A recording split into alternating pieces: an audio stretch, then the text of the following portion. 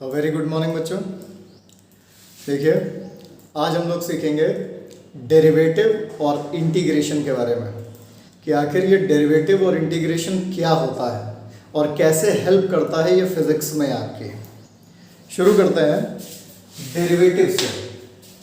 देखिए बेटा, अगर मैं आपसे ये कहूँ कि कोई एक सर्टेन फिजिकल क्वांटिटी है से y और उसका वैल्यू x नाम की एक दूसरी फिजिकल क्वांटिटी पर डिपेंडेंट है, इसके हिसाब से y का वैल्यू चेंज होता है।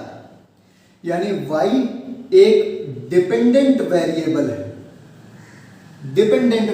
है, और x एक इंडिपेंडेंट वेरिएबल है। तो इस चीज को मैं ऐसे बोलूंगा कि y is a function of x, मतलब y का वैल्यू x के हिसाब से चेंज हो रहा है।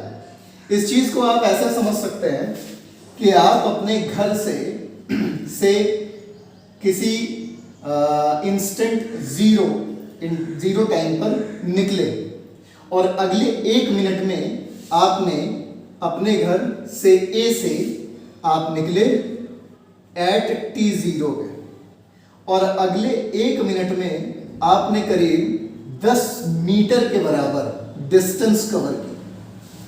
फिर उसके बाद अगले 1 मिनट में फिर से 10 मीटर के बराबर डिस्टेंस आपने कवर की। फिर अगले 1 मीटर में आपने 10 मीटर के बराबर डिस्टेंस कवर की। अब ये जो आपका डिस्टेंस है फ्रॉम योर हाउस, आपके घर से जो आपने ये डिस्टेंस कवर की है, ये टाइम पे डिपेंड कर रही है। यानी टाइम के हिसाब से डिस्टेंस कवर्ड चेंज हो रही है। तो मैं यहां इसको ऐसे बोलूंगा कि डिस्टेंस या displacement is a function of time. अगर इसी चीज को मैं ग्राफ के फॉर्म में लिखूं तो मैं इसको ऐसे रिप्रेजेंट करूंगा कि से y एक्सिस पे मैंने डिस्प्लेसमेंट को, x एक्सिस पे मैंने टाइम को दिखा दिया, और फिर उसके बाद अब आपकी ये जो जर्नी है इसको जब मैं ग्राफ पे रिप्रेजेंट करूंगा तो मैं ऐसे करूंगा ये कि सर्टेन इंटरवल ऑफ टाइम में आप कुछ डिस्टेंस कवर करते चले जा रहे हो। इस तरीके से आपका जो डिस्टेंस है with respect to time change हो रहा है। अब सवाल ये है कि आपके डिस्टेंस में टाइम के रिस्पेक्ट में कितना चेंज आया और वो चेंज का नेचर क्या है। ये जो चेंज यानी रेट ऑफ चेंज ये कितना है और इसका नेचर क्या है, नेचर ऑफ चेंज क्या है, ये जानने के लिए ही हमारे पास 2 कॉन्सेप्ट हैं। एक ज्योमेट्रिकल कॉन्सेप्ट और दूसरा फिजिकल कॉन्सेप्ट। अब देखिए ये आखिर कॉन्सेप्ट है क्या, इनके बारे में स्टडी करते हैं। मान लीजिए कि आपका जो डिस्प्लेसमेंट है वो टाइम के साथ जो इस तरीके से चेंज कर रहा है, आप साफ साफ देख सकते हो कि ये एक लीनियर चेंज है। यानी जो इसका कर्व है वो लीनियर है, एक स्ट्रेट लाइन कर्व है। अब ऐसे स्ट्रेट लाइन कर्व में अगर हमको चेंज निकालना हो तो हम क्या करते हैं, हम यहां पे स्लोप कैलकुलेट कर लेते हैं।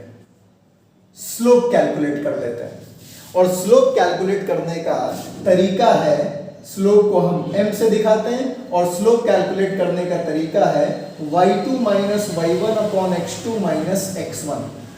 मतलब y एक्सिस पे हमने किसको दिखाया है, डिस्प्लेसमेंट को या डिस्टेंस को, तो हम उसको ऐसे लिख लें s2 minus s1 upon t2 minus t1।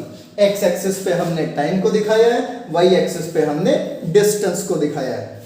अब यहाँ पे हमको ये देखिए, हम यहाँ पर अपने ही एग्जाम्पल को जरा प्लॉट कर लें। तो आप घर से जीरो टाइम में निकले थे और 1 मिनट में आपने 10 मीटर के बराबर डिस्टेंस कवर की थी। माना मैं यहाँ लिख देता हूँ 1, ये टाइम है हमारा मिनट में, और यहाँ पर आपने 1 मिनट में 10 मीटर के बराबर डिस्टेंस कवर की। फिर अगले 1 मिनट में यानी फिर से अगला 1 मिनट होगा तो अब टोटल टाइम 0 से तो 2 मिनट हो जाएंगे ना। अगले 1 मिनट में आपने फिर से 10 मीटर डिस्टेंस कवर की, तो टोटल डिस्टेंस कितनी हो गई घर से? 20 मीटर की। इसी तरह से अगले टाइम सपोज 3 मिनट में आपने जो डिस्टेंस कवर की वो रही टोटल 30 मीटर।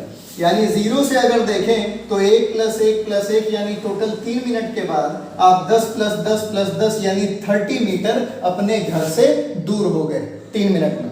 ठीक है, अब आपके इस एग्जाम्पल से चलते हैं और आपसे ये पूछा गया है कि आपका ये जो डिस्प्लेसमेंट है इसका रेट ऑफ चेंज क्या है, मतलब टाइम के हिसाब से ये कितना चेंज हो रहा है। तो ये निकालने का तरीका क्या है, हमें कोई पहले 2 पॉइंट लेने होंगे, कोई 2 पॉइंट। जैसे मान लिया कि हमने पॉइंट ले लिया, एक ये वाला और एक ये सबसे लास्ट वाला। ठीक है, अब इन पॉइंट्स को हमें क्या मानना है? इन पॉइंट्स को हमें x2 y2 और x1 y1 मानना है और फिर उसके बाद हमें स्लोप का फॉर्मूला लगाना है, क्योंकि स्लोप ही हमको देगा रेट ऑफ चेंज। तो हम यहां पर x एक्सिस पे टाइम को दिखाए हैं, तो इसका मतलब है हम इसको कुछ इस तरीके से लिखेंगे कि टाइम हो गया t2 s2 और इसी तरीके से ये वाला पॉइंट हमारा हो गया t1 s1। ठीक है, तो अब आप इस पॉइंट जो कि t1 s1 है उसका t1 को देखिए कितना होगा। x एक्सिस पे t1 का वैल्यू कितना है? 1।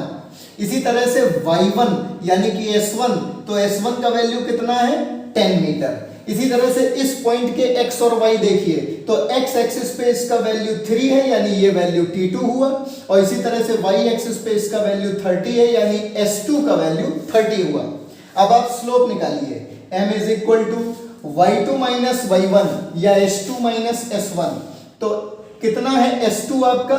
30, तो 30 माइनस s1 कितना है आपका? फर्स्ट पॉइंट जो आपने लिया उसकी वैल्यू कितना है? 10। इसी तरीके से टाइम t2 कितना है? 3 माइनस और t1 टाइम कितना है? 1। अब मैं आपसे कहूं बेटा यहाँ पे स्लोप निकालिए, तो आप निकालेंगे स्लोप, तो वो कितनी आएगी? 10। यानी यहां पर इस ग्राफ में डिस्प्लेसमेंट या डिस्टेंस टाइम के हिसाब से जो उसमें रेट ऑफ चेंज है वो कितना है? 10। ऊपर लिया था आपने मीटर, डिस्टेंस ली थी इसलिए उसका मीटर, अपॉन नीचे x एक्सिस पे टाइम था मिनट, यानी 10 मीटर पर मिनट। 1 मिनट में 10 मीटर चेंज हो रहा है, यही तो यहाँ पे चेंज आप देख रहे थे। 1 मिनट में, हर 1 मिनट में 10 मीटर चेंज हो जा रहा था। ठीक है, यही रेट ऑफ चेंज आपको यहाँ से कैलकुलेट कर लेना है। ठीक, अब यहाँ पे सुनिए मेजर बात, ये जो पॉइंट आपने लिए दोनों, ये पॉइंट में यही दोनों पॉइंट ना लेकर के कोई और पॉइंट ले लेते, सपोज ये वाला पॉइंट ले लेते सेकंड पॉइंट, और तब आपसे कहूं मैं स्लोप कैलकुलेट करिए, तो इस पॉइंट का जो s2 है वो 20 होता, माइनस इनिशियल पॉइंट वही रहने देते, उसका s1 10 होता, अपॉन इस पॉइंट पे t2 का वैल्यू 2 है, माइनस और इनिशियल पॉइंट वही है तो t1 का वैल्यू 1 है, यानी 20 - 10 हो गया 10, अपॉन 2 - 1 हो गया 1। आप देख सकते हैं फिर से आपकी जो स्लोप आई है वो कितनी आई है? 10 मीटर पर मिनट। अब यहां से जो बात आपको समझनी वो ये कि अगर किसी ग्राफ में स्ट्रेट लाइन है, अगर दो क्वांटिटीज के बीच बनाए गए ग्राफ में स्ट्रेट लाइन है, तो स्ट्रेट लाइन की स्लोप हमेशा कैसी होती है बेटा? स्ट्रेट लाइन की स्लोप इक्वल रहेगी। आप कोई भी पॉइंट उस पे ले लो, कोई भी 2 पॉइंट लो, हमेशा स्लोप एक ही आएगी। इसका मतलब स्लोप कैसी है? स्लोप कांस्टेंट है। किसकी? स्ट्रेट लाइन की। किसकी? स्ट्रेट लाइन ग्राफ की स्लोप कांस्टेंट होती है। लेकिन क्या हो कि अगर दो क्वांटिटीज जो कि डिपेंड कर रही हो, यानी s टाइम का फंक्शन हो लेकिन वो स्ट्रेट लाइन ना हो, कोई कर्व हो, तब आप क्या करेंगे, तब आप की जो स्लोप है वो कांस्टेंट तो रहेगी नहीं, तो फिर उस स्लोप को कैसे कैलकुलेट करेंगे, यहीं पे अपना डेरिवेटिव आता है। यही आपने सीखा कि अगर दो क्वांटिटीज एक दूसरे पे इस तरीके से डिपेंडेंट है, यानी s is a function of time but that relation is straight line, तो आप क्या करते हो, आप कोई भी रैंडम दो पॉइंट लेकर और उनके बीच में बस आप स्लोप कैलकुलेट कर लेते हो और वो स्लोप आपको रेट ऑफ चेंज प्रोवाइड करा देगी। लेकिन क्वेश्चन तब उठता है कि मान लो s is a function of time और इनका जो रिलेशन है वो कुछ इस हिसाब से s है, यानी वो स्ट्रेट लाइन नहीं है, एक कर्व है। अब आपसे कहा जाए कि आप इसकी स्लोप निकालिए या यूं कहें रेट ऑफ चेंज निकालिए और आप स्लोप कैलकुलेट करने जाएं उसकी, और स्लोप का वही फॉर्मूला लगाएं y2 minus y1 upon x2 minus x1, यानी आप कोई दो रैंडम पॉइंट उस कर्व पे लें, उसको बोलें x1 y1 x2 y2 और फिर उसके बाद उनके बीच में यही फॉर्मूला अप्लाई करें। तो अब आप ध्यान दीजिएगा बेटा, अब जो आपको स्लोप मिलेगी वो ये मिलेगी, ये, क्योंकि स्लोप हमेशा स्ट्रेट लाइन में आपको प्रोवाइड होगी। यानी आप अगर इन दो पॉइंट्स के बीच का रेट ऑफ चेंज कैलकुलेट करने जाओगे तो वो रेट ऑफ चेंज आपको ये मिलेगा, ये देख सकते हो आप, ये रेट ऑफ चेंज आपको मिलेगा। जबकि आपका जो एक्चुअल ग्राफ है वो ये, और आपने जो स्लोप कैलकुलेट की रेट ऑफ चेंज निकालने के लिए वो ये है। तो आप देख सकते हो इनके बीच में ये कितना डिफरेंस है, ये कितना डिफरेंस है। तो इस तरीके से अगर आप ऐसे कर्व्ड ग्राफ का रेट ऑफ चेंज निकालने जाओगे तो ये गलत हो जाएगा, ये आपको सही वैल्यू नहीं देगा। अब इसी के लिए सोचो, अगर हम ये करें कि हमने जो दो पॉइंट्स लिए हैं जिनके बीच में हमें स्लोप कैलकुलेट करनी है, उन दो पॉइंट्स की जो ये डिस्टेंस है इसको हम थोड़ा कम कर लें। जैसे मान लो ये दूसरा पॉइंट हम यहां ना लेकर के यहां कहीं ले लेते, अब हम इनके बीच में अगर स्लोप कैलकुलेट करने जाते तो वो स्लोप ऐसे आती, ये। अब इन दोनों लाइन को जरा आप गौर करो, ये पहले वाली स्लोप और ये अब वाली स्लोप, आप इन दोनों में देखोगे कि कर्व को पूरी तरीके से तो दोनों ही नहीं रिप्रेजेंट कर रहे हैं, लेकिन ये जो दूसरी वाली है, जो ब्लू कलर वाली है, वो थोड़ा कर्व के ज्यादा नजदीक है बजाय इसके ब्लैक वाले के। अब सोचो अगर मैं इस पॉइंट को और थोड़ा नजदीक ले लूं, यानी यहां कहीं ये अगर पॉइंट होता तो अब जो स्लोप होती वो कुछ ऐसे होती है कि नहीं। अब आप चीजें समझ पा रहे होंगे कि इसका मतलब है मैं ये जो डिफरेंस है इस डिफरेंस को जितना ज्यादा छोटा करता चला जा रहा हूं, यानी डेल्टा एक्स जीरो के जितना करीब जा रहा है, जो स्लोप है वो उतना ज्यादा एक्चुअल कर्व को रिप्रेजेंट करता चला जा रहा है। बेटा यही चीज कि delta Y upon delta X, ये जो स्लोप आप कैलकुलेट कर रहे थे, इसमें ये जो डेल्टा एक्स है ये जितना ज्यादा जीरो के करीब होगा, इसका वैल्यू जितना माइन्यूट होगा, आपको rate of change for curved graph उतना ही ज्यादा प्रिसाइज मिलेगा। इसीलिए ऐसे रेट ऑफ चेंज को हम इस तरीके से ना दिखाकर इस तरीके से दिखाते हैं, और यहीं पे कॉन्सेप्ट आ जाता है डेरिवेटिव का। तो वास्तव में डेरिवेटिव क्या है? डेरिवेटिव और कुछ नहीं, बस स्लोप कैलकुलेट करने का तरीका है किसी कर्व्ड लाइन के लिए, जबकि डेल्टा एक्स की वैल्यू बहुत माइन्यूट हो। समझ में आई बात? ये डेरिवेटिव है। अब इसके सर्टेन फॉर्मूला है जो मैथमेटिक्स की तरह, जैसे आप ट्रिग्नोमेट्री के फॉर्मूला यूज करते हो कि कहीं पे लिखा हुआ है sin 30 और आपको मालूम है sin 30 का वैल्यू 1/2 है, तो आप तुरंत sin 30 की जगह 1/2 लिख देते हो। कहीं पे अलजेब्रिक कोई फॉर्मूला लगाना है, दो क्वांटिटीज हैं a प्लस बी का whole square, a square plus 2ab plus b square, इस तरीके से आपको फॉर्मूला अप्लाई करना है, आप तुरंत उसको एक्सपेंड करके फॉर्मूला अप्लाई कर देते हो। बस वैसे ही अब डेरिवेटिव के तमाम फॉर्मूले हैं, जो फॉर्मूले कुछ इस तरीके से कि भाई d/dx ऑफ x की पावर n अगर आपको करना है तो आपको वहां पे फॉर्मूला लगा देना है n x to the power n-1। तो अब इस तरीके से आपको बस फॉर्मूले लर्न कर लेने और वो फॉर्मूले अप्लाई कर देने हैं। डेरिवेटिव का कॉन्सेप्ट क्यों आया वो आपने ये सीखा। समझ में आई बात? अब इसी चीज को अगर मैं फिजिकल वे में देखूं तो देखिए, हमने यहां पे कौन सी क्वांटिटी ली थी? s। हमने x एक्सिस पे कौन सी क्वांटिटी ली थी? t। मतलब अगर मैं ds अपॉन dt लूं, rate of change of distance with respect to time, तो ये मुझको क्या देगा? यही तो मुझको वेलोसिटी प्रोवाइड करा देगा। ये चीज है। समझ में आई बात बेटा?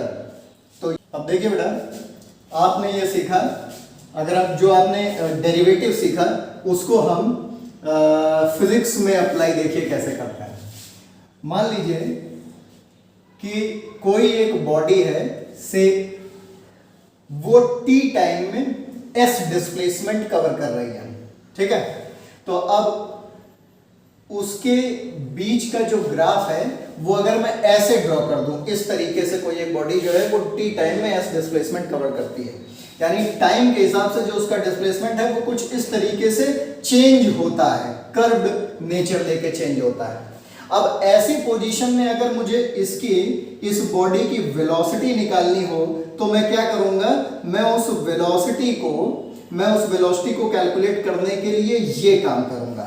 मतलब मैं डिस्प्लेसमेंट को टाइम के रिस्पेक्ट में डिफरेंशिएट कर दूंगा, तो इससे मुझे ये मिलेगा कि रेट ऑफ चेंज मिल जाएगा, और वो रेट ऑफ चेंज क्या होता है? वो rate of change he velocity मुझको प्रोवाइड कर देगा, ठीक है?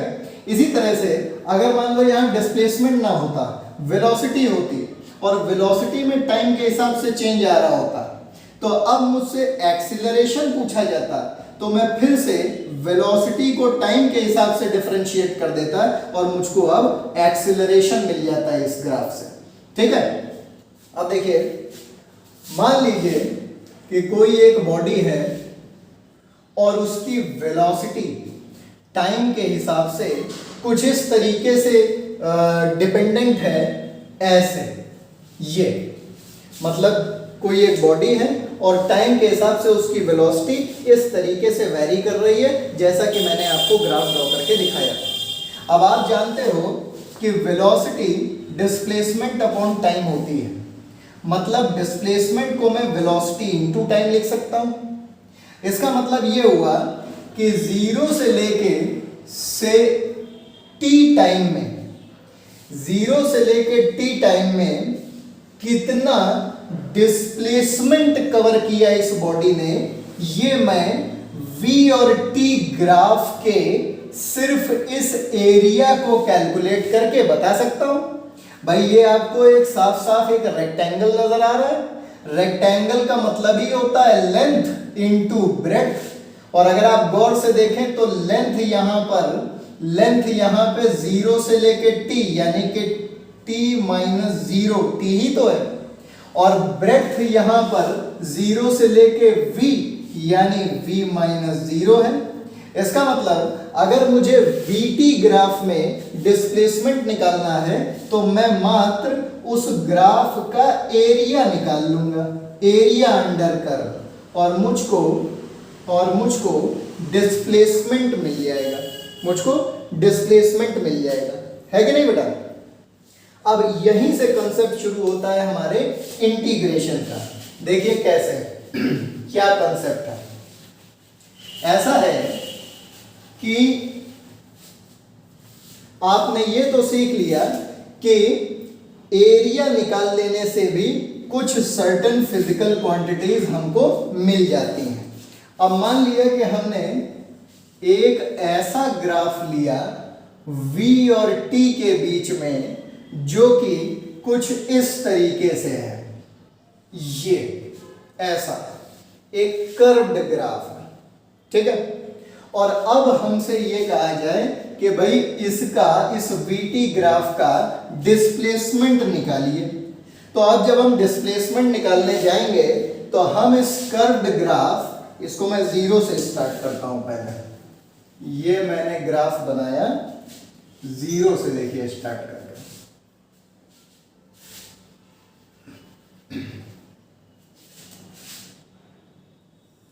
इस तरीके से ये ग्राफ ड्रॉ कर दिया मैंने, ठीक है। ये इस तरीके से 0 से स्टार्ट किया मैंने ग्राफ। अब ये एक कर्व्ड ग्राफ है। अब मैं आपसे कहूं कि अगर मुझे VT कर्व से डिस्प्लेसमेंट चाहिए तो मुझको एरिया अंडर द कर्व चाहिए होगा, यानी इस ग्राफ के नीचे का ये एरिया मुझको चाहिए, तभी तो मैं उसको डिस्प्लेसमेंट बता पाऊंगा। अब आप अगर इस कर्व को गौर करें तो ये ना ही पूरा ट्राइंगल है ना ही रेक्टेंगल है, तो इसमें मैं कौन सा फॉर्मूला लगाऊं? यहाँ पे तो मैंने लेंथ इनटू ब्रेड्थ लगा दिया और तब पता कर लिया कि भाई डिस्प्लेसमेंट कितना है। लेकिन यहाँ पे मैं कौन सा फॉर्मूला लगाऊं? क्योंकि यहाँ पे अगर मैं एक ट्राइंगल का फॉर्मूला लगाता हूं तो वो ट्राइंगल मुझको ऐसे मिलेगा, ये ट्राइंगल मिलेगा मुझको।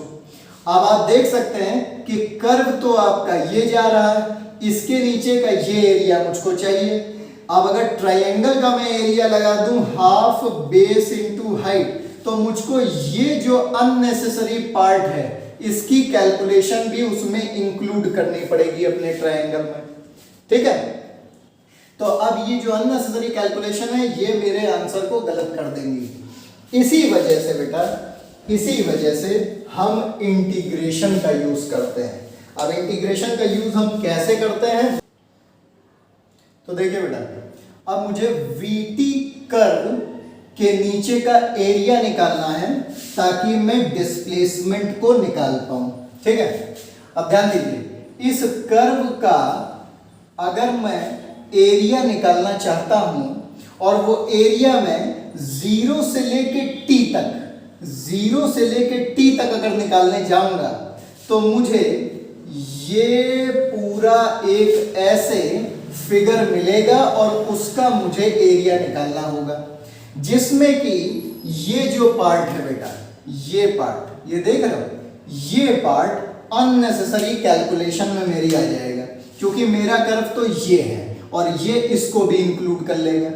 अब सोचो, अगर मैं 0 से T तक ना कैलकुलेट करके इस डिफरेंस को थोड़ा छोटा कर दूं, यानी मैं यहां से और यहां तक, यहां से और यहां तक, सपोज T1 से T2 तक के एरिया को कैलकुलेट करूं, तो अब जो मेरा एरिया होगा, गौर करना, वो कुछ ऐसे आएगा, ये।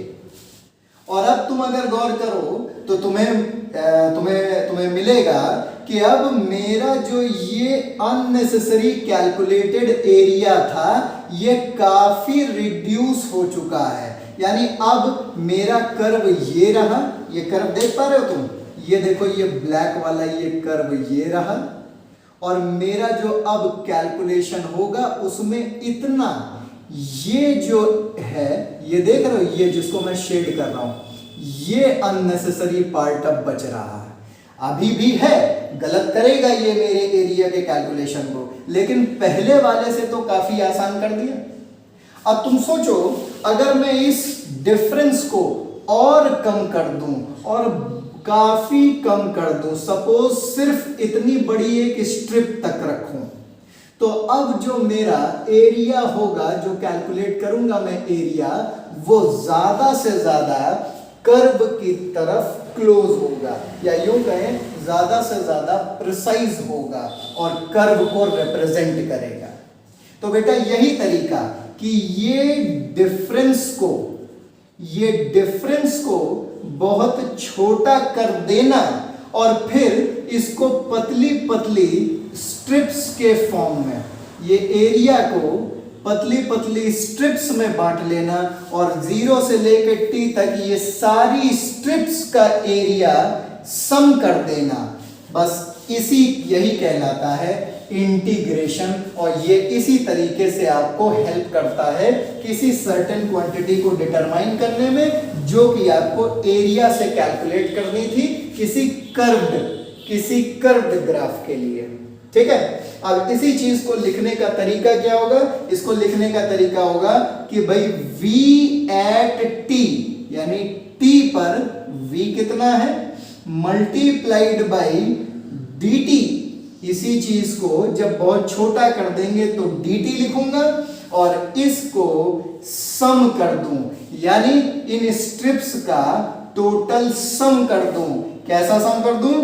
तब जाके मुझको मिलेगा मेरा s। समझ में आई बात? ये सारी पतली पतली स्ट्रिप्स को ऐड कर दूं, सम कर दूं, वो मुझको देगा ये डिस्प्लेसमेंट। ठीक है, और इसी चीज को हम ऐसे भी लिखते हैं, इसी को हम इंटीग्रेशन भी कहते हैं। ये दे देगा आपको आपका डिस्प्लेसमेंट।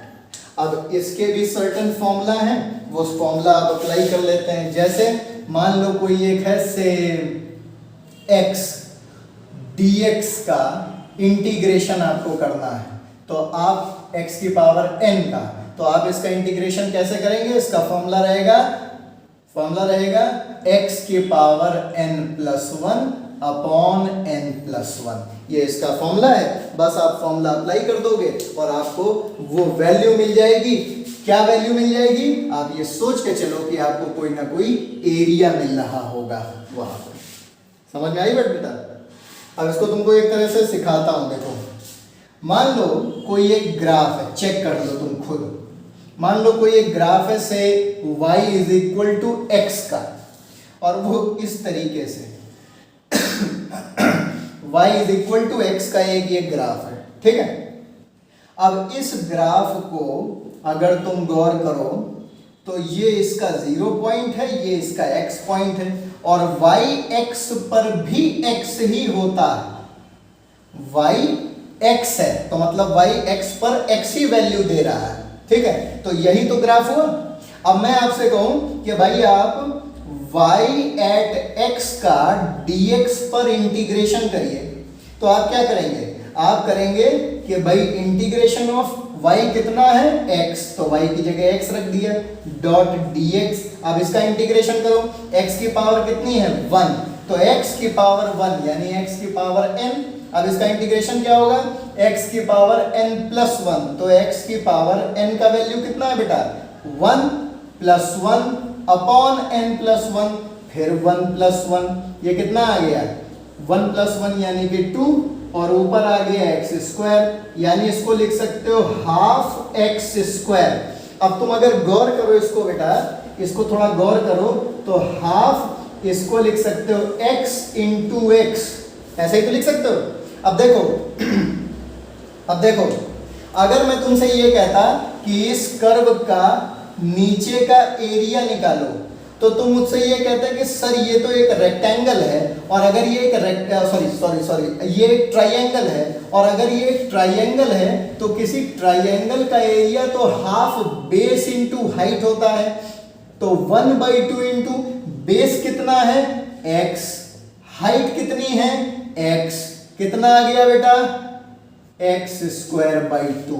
देखो वही आया इंटीग्रेशन से, हाफ x स्क्वायर, यानी इंटीग्रेशन ने भी तुम्हें वही वैल्यू दी जो तुम्हें तुम्हारे सिंपल से फॉर्मूले ने दी।